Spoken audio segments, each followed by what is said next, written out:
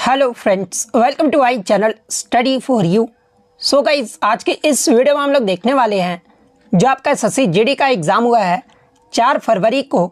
उसके आधार पर हाल ही के एग्ज़ाम में टीसीएस के द्वारा जितने भी प्रश्न पूछे गए हैं उन सभी प्रश्नों को जो है इस वीडियो में डिस्कस करने वाले हैं। तो जो भी कैंडिडेट्स इस बार एसएससी जीडी का एग्ज़ाम देने वाले हैं तो मैं आपको 100% ये गारंटी देता हूँ कि आपके एसएससी जीडी के एग्ज़ाम में यहाँ से प्रश्न जरूर पूछे जाएंगे। तो वीडियो को जो है लास्ट तक जरूर देखिएगा। और आपसे रिक्वेस्ट करता हूँ, अभी तक आपने मेरे चैनल को अगर सब्सक्राइब नहीं किया है तो एसएससी जीडी एग्ज़ाम का रियल एनालिसिस पाने के लिए जो है चैनल को सब्सक्राइब ज़रूर कर दीजिएगा। और बगल में ही आपको एक बेल आइकन यानी घंटे का निशान भी दिख रहा होगा, तो आप उसे भी जो है ज़रूर प्रेस कर दीजिएगा। तो चलिए वीडियो को स्टार्ट करते हैं। क्वेश्चन आया था कि पंडित शिव कुमार शर्मा का संबंध किस वाद्य यंत्र से है। तो देखिए, पंडित शिव कुमार शर्मा की बात कर ले तो ये जो आपके संतूर वादक से संबंधित है, तो संतूर वादक आपका करेक्ट आंसर होगा।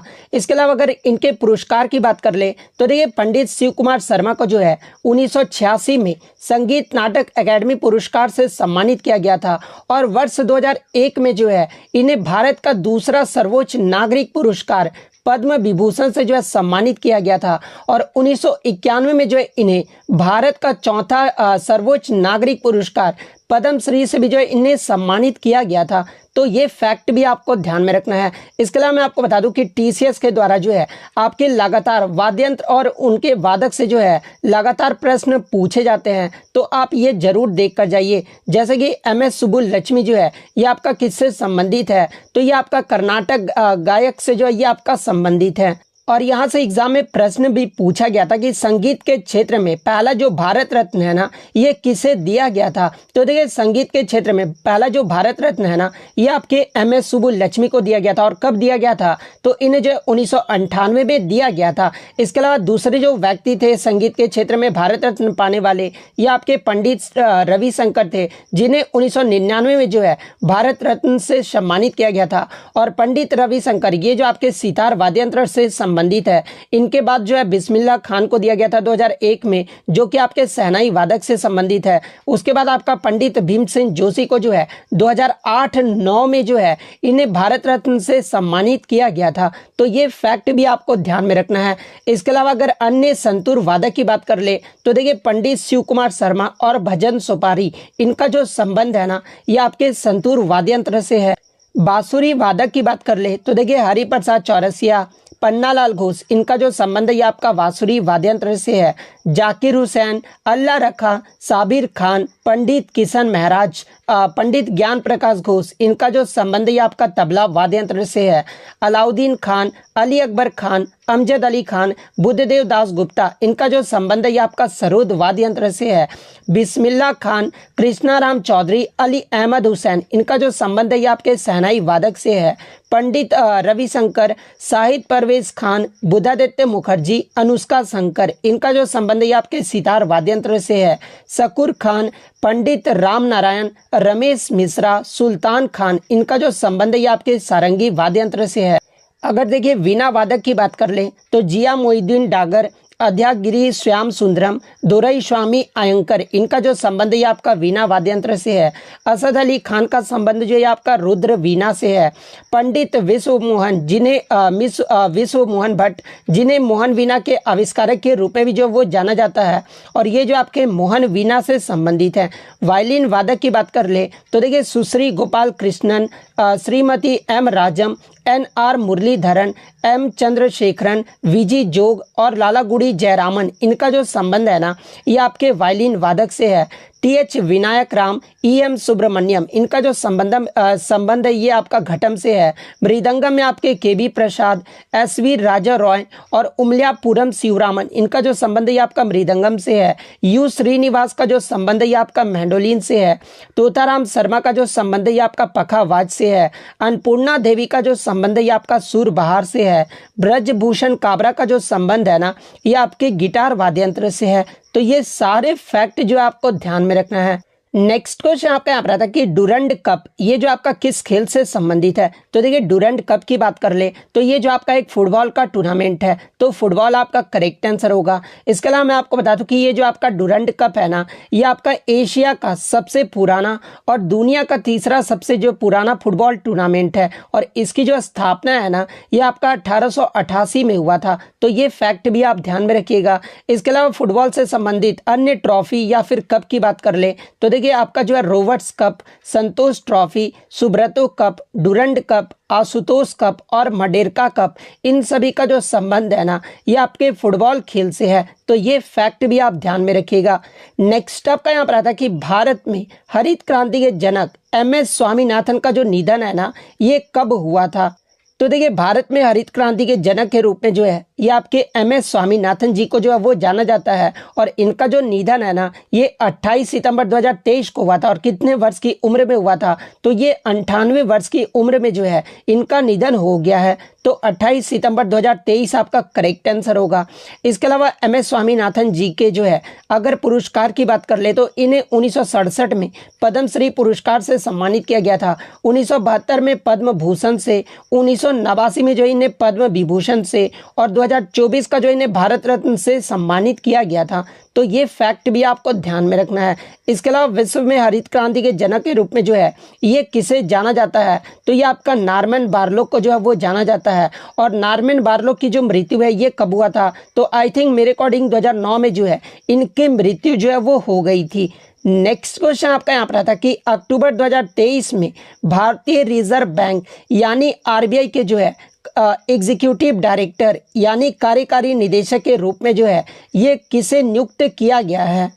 तो देखिए अक्टूबर 2023 में RBI के कार्यकारी निदेशक के रूप में जो है ये आपके मुनीश कपूर को जो है वो नियुक्त किया गया है। तो मुनीश कपूर आपका करेक्ट आंसर होगा। इसके अलावा अगर RBI की बात कर ले तो देखिए RBI की जो स्थापना है ना, ये आपका 1 अप्रैल 1935 को हुआ था, और इसका जो मुख्यालय है वो आपका मुंबई महाराष्ट्र में स्थित है। इसके अलावा RBI का राष्ट्रीयकरण जो ये कब किया गया था, तो देखिए RBI का जो राष्ट्रीयकरण है ना, ये आपका 1 जनवरी 1949 को किया गया था।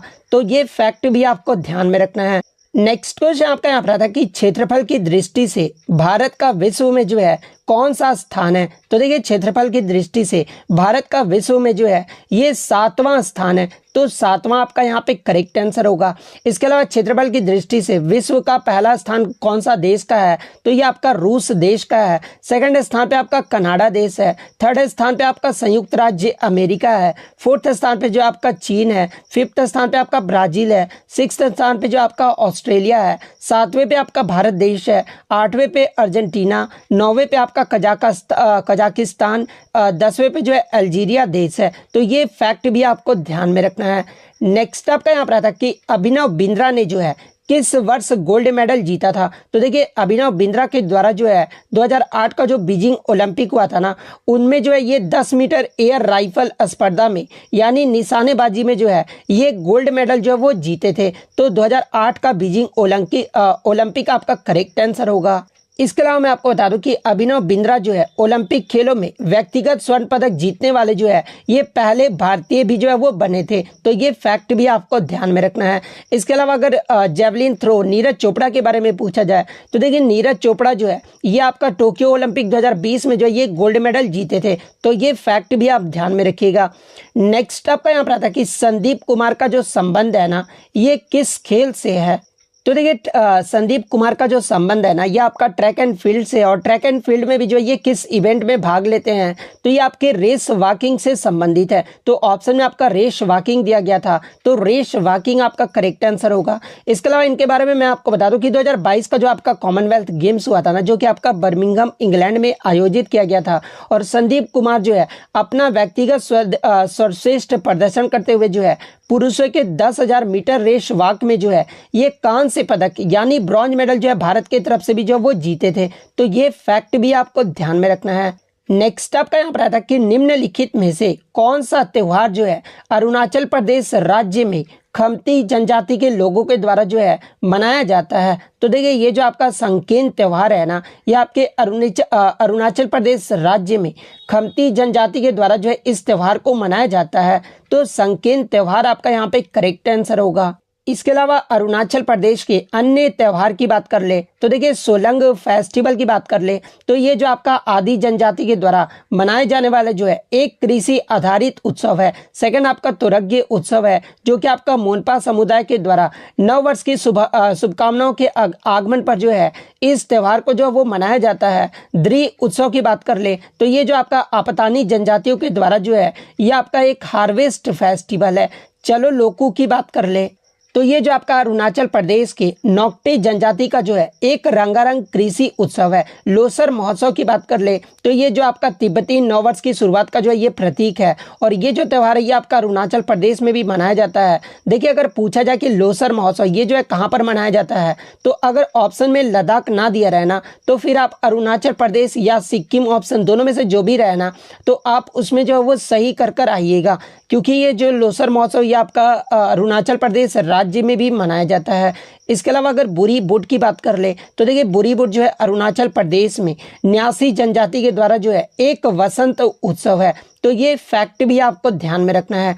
नेक्स्ट आपका यहाँ पर आता है कि वरामिहिर की जो पंच सिद्धांतिका जो पुस्तक थी ना ये कितने भागों में इसका वर्णन जो वो किया गया है। तो देखिए वरामिहिर की पंच सिद्धांतिका का जो ग्रंथ था ना इसे जो है 3 भागों में जो है वो बांटा गया था और इसमें जो है 5 खगोलीय सिद्धांतों का जो है वो वर्णन किया गया है। तो अगर भाग पूछा गया था तो 3 आपका करेक्ट आंसर होगा और कितने खगोलीय सिद्धांतों का वर्णन किया गया अगर ये पूछ दिया जाए तो इसमें जो आपका 5 खगोलीय सिद्धांतों का जो है वर्णन किया गया है। इसके अलावा बात कर ले पंच सिद्धांतिका में आपके कुल जो है कितने अध्याय में जो है ये आपका विभक्त है। तो ये जो आपका कुल 18 अध्याय में जो है ये आपका विभक्त है। तो ये फैक्ट भी आप ध्यान में रखिएगा। नेक्स्ट क्वेश्चन आपका यहाँ पर आता है कि मेंडलीव की आवर्त सारणी ये जो है किस पर आधारित थी। तो देखिए मेंडलीव की जो आवर्त सारणी था ना ये परमाणु भार यानी परमाणु द्रव्यमान पर आधारित था। तो परमाणु द्रव्यमान आपका करेक्ट आंसर होगा। इसके अलावा बात कर ले मेंडलीव की आवर्त सारणी ये जो है कब प्रकाशित हुआ था तो ये आपका 1869 में जो ये प्रकाशित हुआ था।